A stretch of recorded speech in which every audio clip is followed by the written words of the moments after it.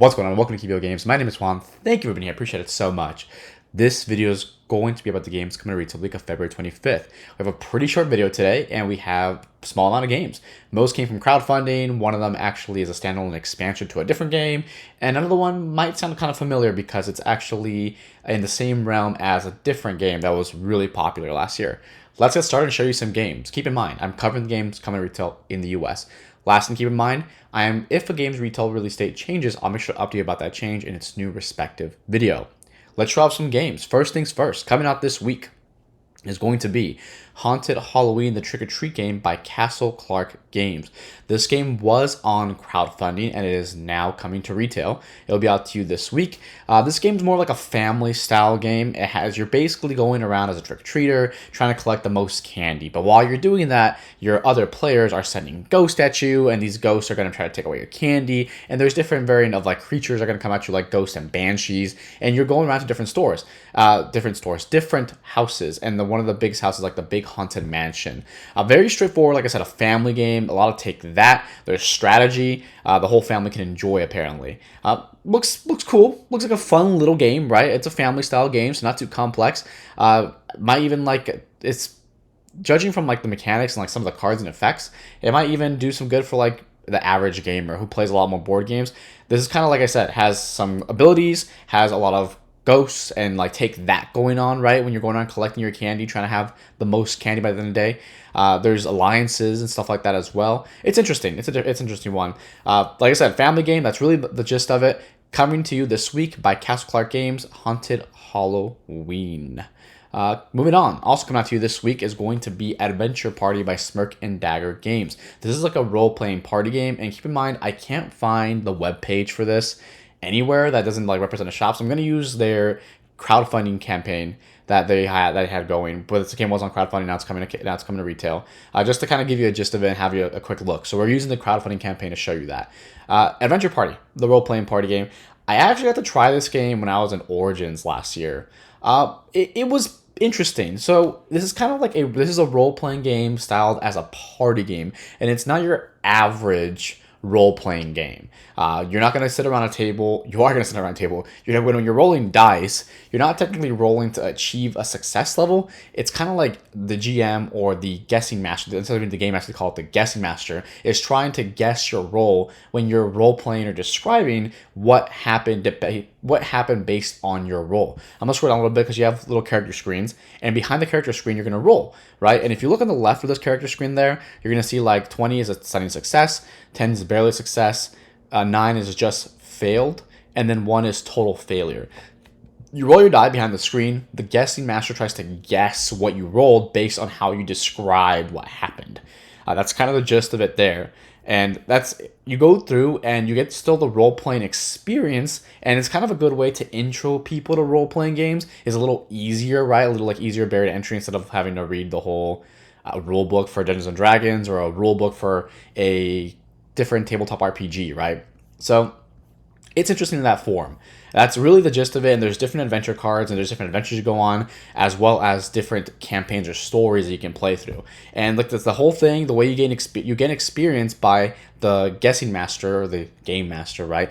Guessing the closest to your number. That is a role-playing party game. It's interesting. It's a different concept, and I appreciate that about the game. And I think you should give it a shot if you like role-playing games, or maybe you don't. And that's going to be a good way to kind of segue into that. It still has that party game vibe to it, where you're kind of like, the biggest thing about it is just having fun. All the games are like that as well. You're just having fun. But there's not really heavy strategy involved. It's literally meant to just have a good time and a wacky fun time with some great storytelling and that's usually what tabletop RPG is all about. And then unless you're playing like some high-level RPG with like a very serious tone. Different conversation, different time. Usually I don't cover role-playing games on the channel or like in these videos. However, this is kind of like a little bit in the realm of like tabletop, I get, like not tabletop, it's definitely tabletop. A little bit in the realm of like board gaming-ish, I would call it almost. It's still a party game, so I wanted to talk about it. This is going to be Adventure Party by Smirk and Dagger coming out to you this week. Moving on to our next game is going to be Mindbug Beyond Evolution by Nerd Lab Games, coming out to you on March 1st, this upcoming Friday. Mindbug Beyond Evolution. There's actually this is being a standalone expansion, so you can buy this game, or you can add this also to your other Mindbug base game, or even the expansions there. There's a bunch of expansions. Just keep that in mind. This is like this is not the first one. There's a couple. I've seen this game, the base game, at like retail stores all the time. It's interesting. In Mindbug, it's a dueling card game, with a bunch of different creatures and different effects that happen to those creatures. And there's a really big influence on like what is the correct time to play a specific card, else it can punish you back. There's a lot of strategy involved in this.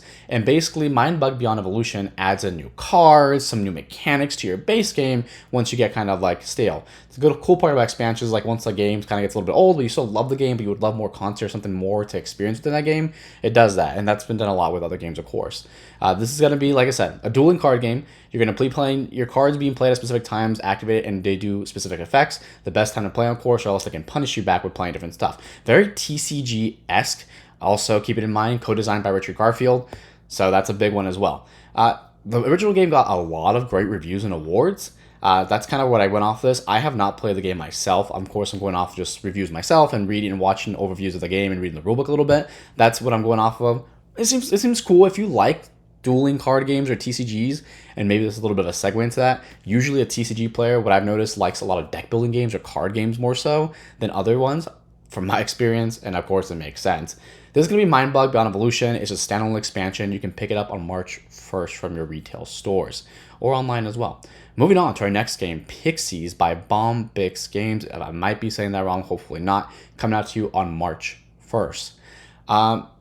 This game's like apparently in the same range as Sea Salt and Paper. Sea Salt and Paper was out last year, and it took like the world by storm. It was like a really good game. And to this day, it's like a really good game. It was just a fun little card game. It's kind of in the same realm, but it seems like it takes up more table space to play this game than Sea Salt and Paper. Going down a little bit here, I'm going to explain a little more after I get a good picture. In Pixies, you're going to be drafting cards from like a pool of cards on the table, and you're going to be playing them in your playing space. The game, for being such a small card game, it seems like it holds so much strategy. You're going to be playing cards, and your goal to gain as many points as possible. Placement of your cards will get you more points, and placement does matter a lot as you're playing down these cards. Symbol, color, and numbers matter a lot. And your whole thing is to have your space full. However, keeping in mind, the first player to fill up a space starts the end game. The end game activates at that point. Very straightforward. Draft cards, place them properly, get as many points as possible. These games, I've said it multiple times in different videos, so I'm not going to go into it. These like small box card games have been extremely popular lately. I think the biggest thing is we're moving into like a minimalistic world, I feel, with a lot of board gamers and just people in general, with like these games just being so small and easy to play. Like easy to play games are just like a really big thing. And this game, I think, falls in that realm, but keep in mind, it's also like very heavy in strategy. From reading the rules, I actually had to reread the rules a couple times. I don't think it was because the rules are bad. It's just the strategy and the way you play the game was definitely a little bit. It just confused me a little bit, and that's not a bad thing. I got it eventually. And it's all about placing your cards at the right, drafting the cards and placing them while keeping in mind what else you're drafting and what your enemies are going to be enemies. Other players, I would say enemies. Other players are going to be drafting as well. That's kind of the gist of it. Get as many points as possible. Placing your cards matters.